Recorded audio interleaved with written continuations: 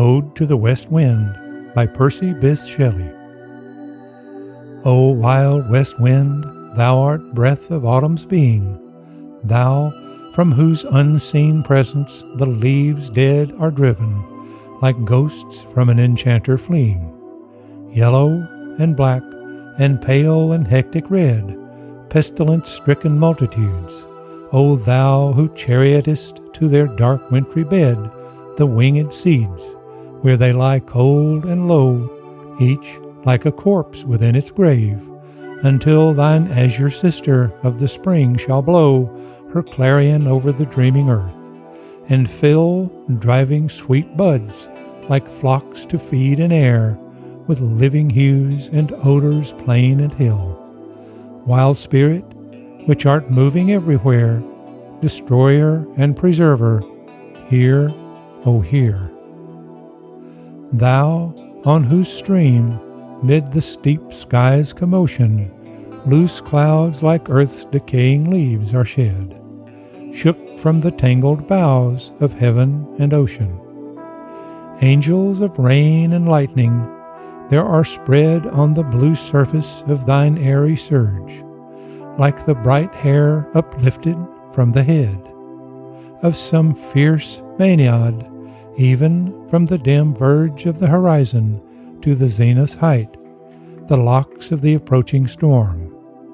Thou dirge of the dying year, to which this closing night will be the dome of a vast sepulchre, vaulted all with thy congregated might, of vapors from whom solid atmosphere, black rain and fire, and hail will burst, O hear.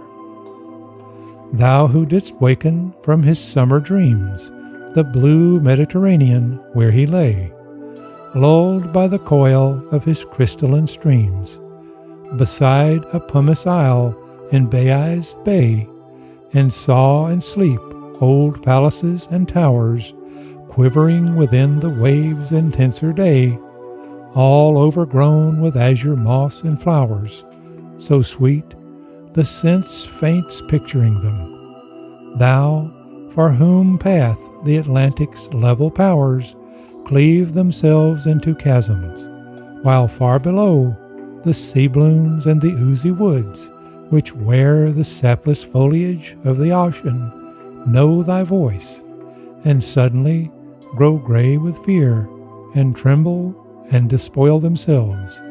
O hear. If I were a dead leaf, thou mightest bear, if I were a swift cloud, to fly with thee, a wave to pant beneath thy power, and share the impulse of thy strength, only less free than thou, O uncontrollable.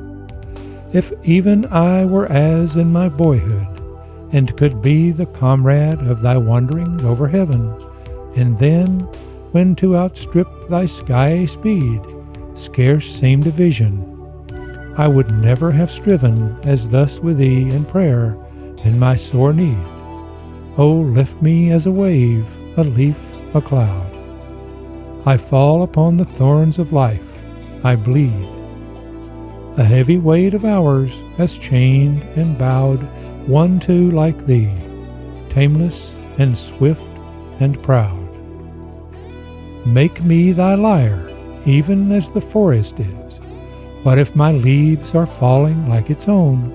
The tumult of thy mighty harmonies will take from both a deep autumnal tone, sweet though in sadness. Be thou, spirit fierce, my spirit. Be thou me, impetuous one. Drive my dead thoughts over the universe like withered thieves to quicken a new birth, and by the incantation of this verse scatter, as from an unextinguished hearth, ashes and sparks, my words among mankind.